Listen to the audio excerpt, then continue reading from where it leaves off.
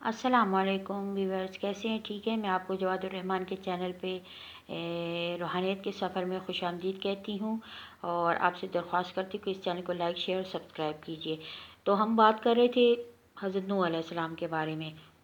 تو میں آپ کے ساتھ اس کے چوتھے حصے میں مخاطب ہوں۔ جب حضرت نوح علیہ السلام نے قوم کے سرداروں کو،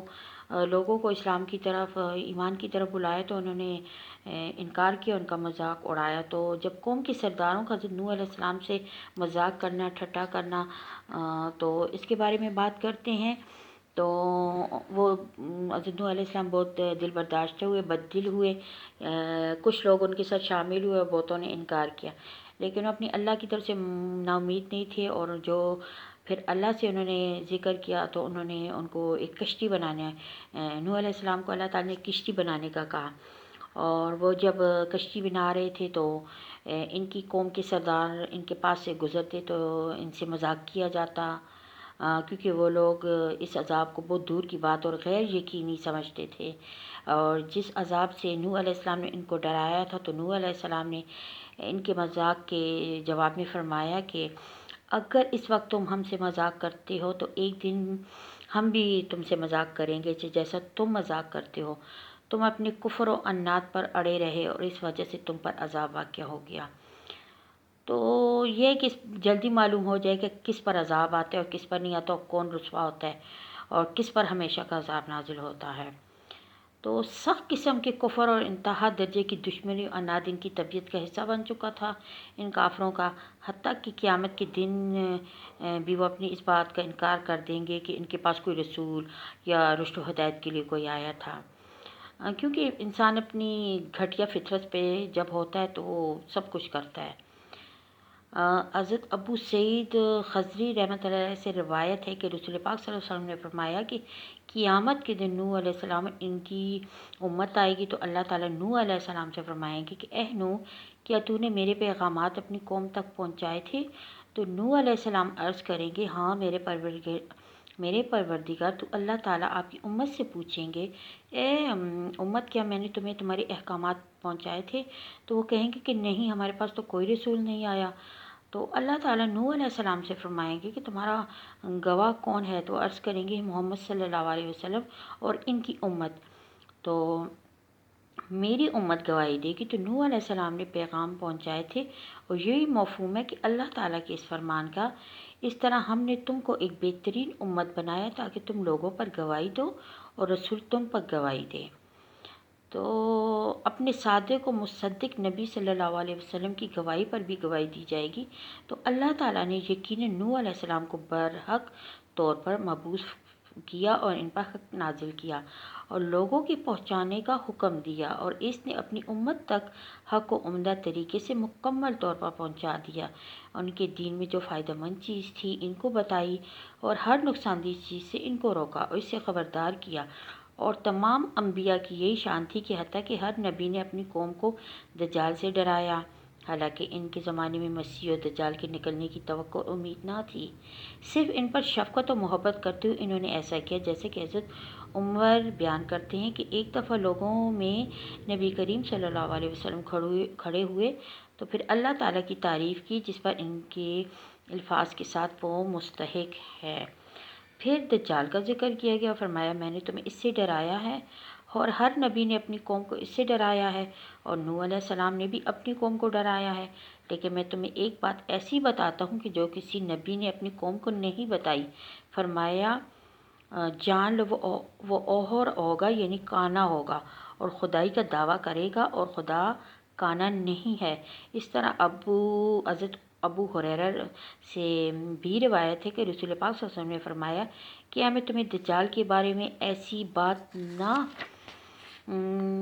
بتاؤں کہ جو کسی نبی نے اپنی قوم کو نہیں بتائی؟ وہ کانا ہے، اور وہ جنت اور جہنم جیسی چیز ساتھ لائے گا،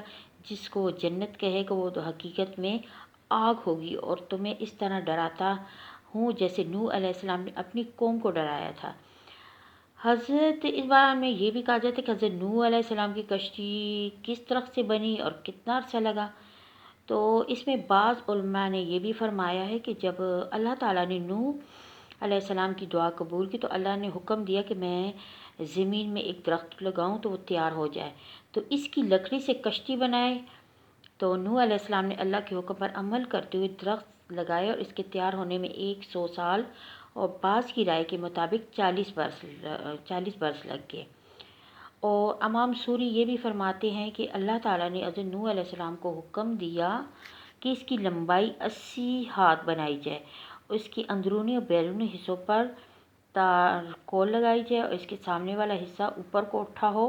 تاکہ وہ پانی کو چیر سکے۔ اور یہاں بھی ہے کہ حضرت نوح علیہ السلام کی کشتی کی لمبائی چوڑائی کتنی تھی؟ تو میں آپ سے یہاں پہ یہ کہنا چاہوں گی کہ حضرت قتادہ بن رضی اللہ تعالیٰ فرماتے ہیں کہ اس کی لمبائی 300 ہاتھ تھی اور ہر منزل 10 ہاتھ اونچی تھی۔ نچلا حصہ چوپایوں اور جنگلی جانوروں کے لیے تھا اور درمیانی حصہ انسانوں کے لیے تھا اور سب سے اوپر والا پرندوں کے لیے مخصوص تھا۔ اس کا دروازہ چوڑائی کی جانب تھا، اس کو اوپر سے ایک ڈھکن کے طور پر مکمل طور پر بند کر دیا گیا۔ تو اللہ تعالیٰ نے فرمایا، نوح علیہ السلام نے دعا کی۔ سب اہل رائے یہی کہتے ہیں کہ اس کی بلندی 30 ہاتھ تھی اور کشتی 3 منزلوں والی تھی اور ہر منزل 10 ہاتھ اونچی تھی۔ تو نچلا حصہ جو تھا جو چوپایوں اور جنگلی جانوروں کے لیے تھا، وہ درمیانی حصہ انسانوں کے لیے تھا اور سب سے اوپر والا پرندوں کے لیے مخصوص تھا۔ تو اس کا دروازہ چوڑائی کی جانب تھا، اس کو اوپر سے ایک ڈھکن کے طور پر بند کیا گیا تھا۔ تو اللہ تعالیٰ نے فرمایا کہ نوح علیہ السلام نے دعا کی کہ اے میرے رب، میرے پروردگار، میری مدد فرما، کیونکہ انہوں نے مجھے جھٹلایا۔ اور تو اس کا یہی ہے کہ پھر اللہ نے فرمایا کہ اے نوح، ہمارے حکم کے مطابق ہمارے سامنے کشتی تیار کرو تاکہ ہم درست سمت سے کام کریں اور تیری رہنمائی کرتے رہیں، اور جب ہمارا حکم آئے تو تنور جوش مارنے لگے تو ہر چرند پرند جانور اس سے ایک ایک جوڑا کشتی میں سوار کر اور اپنے گھر والوں کو بھی، مگر جس کے متعلق ہمارا فیصلہ پہلے ہو چکا ہے تو ان کو سوار نہیں کرنا، اور ظالموں کے بارے میں مجھ سے بات نہ کرنا، یقیناً وہ ڈبو دیے جائیں گے۔ یعنی اللہ تعالیٰ نے پہلے ہی نوح علیہ السلام کو بتا دیا تھا کہ جب میرے حکم کے مطابق عذاب طوفان آئے گا تو ہر قسم کی حیوانات میں سے ایک ایک جوڑا اور کھانے کی مناسب چیزیں کشتی میں سوار کر لینا تاکہ نسل قائم رہ سکے، اور ساتھ ہی اپنے گھر والوں کو بھی سوار کر لینا جن کے بارے میں اللہ تعالیٰ نے فیصلہ کیا تھا، یعنی کافر جو ہیں ان پر تیری دعا نافذ نہیں ہوگی اور اللہ کا عذاب ان کو اپنی لپیٹ میں لے لے گا، ان سے عذاب ٹل نہیں سکتا۔ اور ساتھ ہی اللہ تعالیٰ نے یہ بھی حکم دیا کہ جب میری طرف سے عذاب نظر آئے تو کافروں اور ظالموں کے بارے میں مجھ سے بات نہ کرنا، کیونکہ ان کی تباہی کا میں فیصلہ کر چکا ہوں اور میرا فیصلہ واپس نہیں لیا جا سکتا، اور اللہ جو چاہتا ہے وہ سو کرتا ہے۔ تو اب آپ یہاں سے کہیں گے تنور سے کیا مراد تھی؟ تو جمہور کے نزدیک اس سے روئے زمین مراد ہے، یعنی کہ زمین کی تمام اطراف سے پانی نکلنا، اور حتیٰ کہ تنور جو آگ کی جگہ ہوتی ہے اس سے بھی پانی جوش مارنے لگا۔ حضرت ابن عباس فرماتے ہیں کہ تنور ہند میں ایک چشمہ ہے، اور امام شبعی نے کہا ہے کہ کوفے میں ایک چشمہ ہے، قتادہ نے کہا کہ جزیرے میں ایک چشمہ ہے۔ حضرت علی رضی اللہ تعالیٰ عنہ نے کہا کہ تنور سے مراد صبح کا چمکنا اور روشن ہونا مراد ہے، یعنی کہ صبح کے وقت کا ہر چیز کا جوڑا جو کشتی میں سوار ہوا۔ لیکن بہت ساری لوگوں کی مختلف رائے ہے کہ اور ان میں ہر ایک کے 7 جوڑے، اس کے علاوہ باقی جانوروں کا ایک ایک جوڑا کشتی میں سوار کیا گیا، اور یہ سب باتیں قرآن شریف میں ہیں، اور قرآن شریف اللہ کی ایک محبوب اور سچی کتاب ہے، اور اس میں جو بھی بتایا گیا ہے وہ سچا ہو اور افضل ہے، اور ہمارے لیے ایک روشنی ہے جسے ہم حاصل کریں اور اپنے بچوں کو کہے کہ وہ پڑھیں، صرف قرآن ناظری کی طرح نہیں پڑھیں، اسے معنوی لحاظ سے پڑھیں، تاکہ جب آپ معنوی لحاظ سے پڑھیں گے تو آپ کو ہر صورت قرآن کی ہر آیت میں، ہر صورت میں، ہر لفظ میں آپ کو اپنی ہر چیز ملے گی۔ ڈھونڈنے کی بات ہے، ہمارے ہر مسئلے کا حل قرآن میں ہے، اور ہم یہاں وہاں جاتے رہتے ہیں، اس پیر فقیر کے پاس نہیں ہے کسی کے پاس کسی بھی مسئلے کا حل، اگر تو ہے اللہ کی کتاب میں ہے، اور اللہ کی کتاب میں آپ کو سب کچھ ملے گا۔ یقین کریں، اعتماد کریں، آپ کے سارے مسئلوں کا حل اس قرآن مجید میں ہے۔ اور اپنے آپ کے اس کے 5ویں کے حصے کے ساتھ میں ملوں گی، تو اپنی دعا میں شامل یاد رکھیے گا، اور اس چینل کو پلیز لائک شیئر سبسکرائب کریں۔ پلیز میرے ساتھ اس نیکی کے سفر میں آگے بڑھیں اور حق کے راستے میں میرے ساتھ چلیں۔ جو میں آپ کو سمجھا سکتی ہوں، دکھا سکتی ہوں، بتا سکتی ہوں،